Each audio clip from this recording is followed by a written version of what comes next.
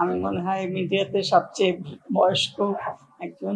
আমাদের সময় তো শেখার এরকম জায়গাই ছিল না। শেকড়ের টানে, মাটির টানে, এই কাজের টানে আমি আবার আমার দেশে ফিরে এসেছি।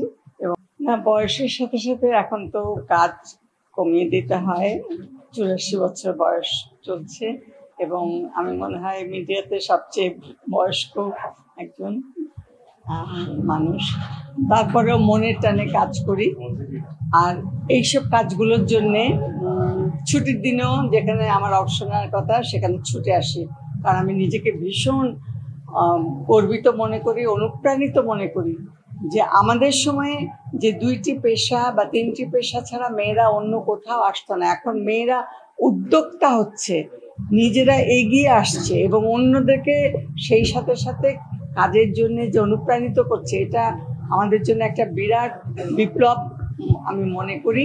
এবং আজকের যে কাজটি, একটি মেয়ে, ছোট্ট মেয়ে, বয়স বেশি না, উর্মি ইসলাম, সে নিজে একক চেষ্টায় আজকে এত দূর এসছে এবং একটা এত বড় আয়োজন করেছে। এই আয়োজনের ভেতর দিয়ে আমি মনে করি যে অন্য আরো সমাজের যারা আছে তারা এগিয়ে আসবার জন্য, কাজ করার জন্য উৎসাহিত হবে এবং এই ধরনের কাজ যত বেশি হবে ততই আমাদের জন্য মঙ্গল।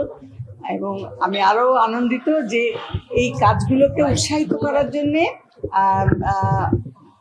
নতুন নতুন প্রতিষ্ঠান যারা নিজেরাই উদ্যোগী হচ্ছে, যে কোম্পানি একটা দেখলাম, তারা উৎসাহিত করার জন্যে এই কাজের পাশে দাঁড়িয়েছে এবং আরো যারা এগিয়ে আসবে আমি তাদেরকে অভিনন্দন জানাবো এবং কৃতজ্ঞতা জানাবো যে আপনারা এগিয়ে আসুন। তা নাহলে মেয়েদের একার পক্ষে এভাবে যুদ্ধ করে এগিয়ে যাওয়া সম্ভব না। আজকের আয়োজন খুবই সুন্দর এবং উৎসাহ যোগাবে আরো যারা এই কাজে আগাতে চায় বা আসতে চায়। তারা অনেক প্রতিভা অধিকারী এবং আমি মনে করি যে তারা অনেক কিছু জেনে শিখে আসে। আমাদের সময় তো শেখার এরকম জায়গাই ছিল না। তো তাদের কাজের প্রতি আমি খুবই উৎসাহী এবং নতুন যারা কাজ করছে তারা, তাদের যে প্রতিভা, এগুলো দেখে সত্যি আমি মুগ্ধ হয়ে যাই এবং তাদের কাছে আমাদেরও মনে হয় যে অনেক কিছু শেখার আছে এবং তাদেরকে দেখে সত্যি আমি উৎসাহ বোধ করি। এবং এমন সুন্দর সুন্দর চরিত্র করে যেগুলো আমি মানে অবাক হয়ে যাই যে কিভাবে তারা এগুলো নিতে পারে এবং একেবারে দর্শকের মন ছুঁয়ে যায়, এত কাছাকাছি যেতে পারে সবার কাছে, সেটাই আমার জন্য একটা বিস্ময়। না, আমি এত বিরাট কিছু না দর্শকের উদ্দেশ্যে কিছু বলার। আমি মানুষকে ভালোবাসি। আমি মানুষকে আমার কাজ দিয়ে যদি মানুষের মনে এতটুকু জায়গা করে নিতে পারি তাহলে আমি মনে করব যে আমার কাজের সার্থকতা। আর এই কাজের জন্যে আমাকে আমার মেয়েরা নিয়ে গিয়েছিল, ওরা বাইরে থাকে, সেখানে আমার সব কিছুই সুযোগ সুবিধা অনেক ছিল, কিন্তু আমি এই শেকড়ের টানে, মাটির টানে, এই কাজের টানে আমি আবার আমার দেশে ফিরে এসেছি এবং এখনো কাজ করছি। হয়তো আগের মতো পারি না, শরীরে কুলায় না, তারপর আমি কাজ করি। সবাইকে নিয়ে থাকতে আমার ভালোবাসি এবং এভাবেই যেন আমি কাজ করতে করতে আমার শেষ নিঃশ্বাসটা আমি।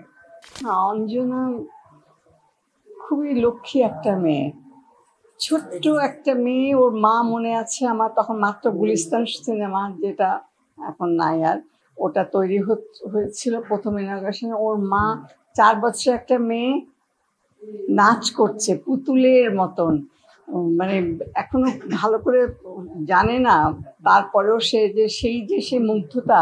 এবং বড় হয়েও একসময় সে চলচ্চিত্রে কাজ করেছে, আমার সঙ্গে তার কাজ করার সুযোগ হয়েছে।